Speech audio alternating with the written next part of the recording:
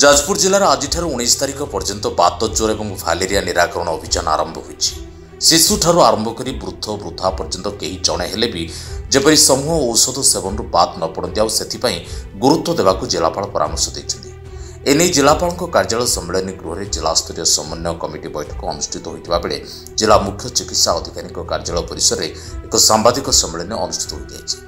सबु वर्गों टैबलेट और पानी औषध अलग अलग रही और यार लाभ उठा परामर्श दिया। भारत सरकार गोटे संकल्प नहीं 2027 सुधा देश को फाइलेरिया मुक्त करेंगे।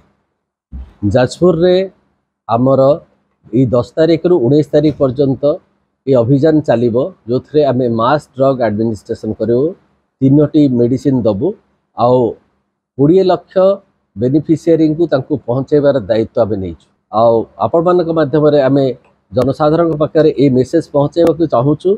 आम जो मेडिसिन दौचु तार पार्श्व प्रतिक्रिया सेमती किसी ना आउ से स्वाद एगुड़ा ग्रहण करेंगे आम जिला को आम फाइलेरिया मुक्त करूँ।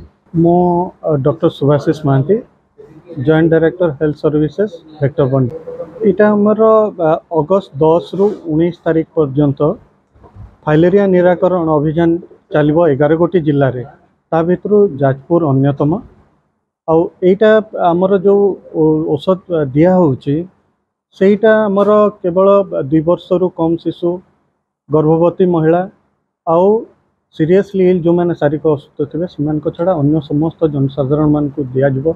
आमर ड्रग एडमिनिस्ट्रेटर बा प्रशिक्षित आशा किसी प्रशिक्षित स्वेच्छासेवी अंगनवाड़ी कर्मी समस्ते घर को घर जाई किंबा जितेबाला स्कूल कॉलेज किंबा इस्टाब्लिशमेंट जो अच्छी तदारककारींकर तदारक से औषध खुआइबे कौन सी लोक औषध दिहब नहीं सामान सामना ही औषध खाइबा को पड़ो। एथिरे डीसी अल्बेंडाजोल और आइवरमेक्टिन गोटे मात्रा बयस अनुपात एवं आइवरमेक्टिन जो मात्राटा उच्चता अनुसार से सामने खुआ। जाजपुर सुनील का रिपोर्ट जाजपुर न्यूज।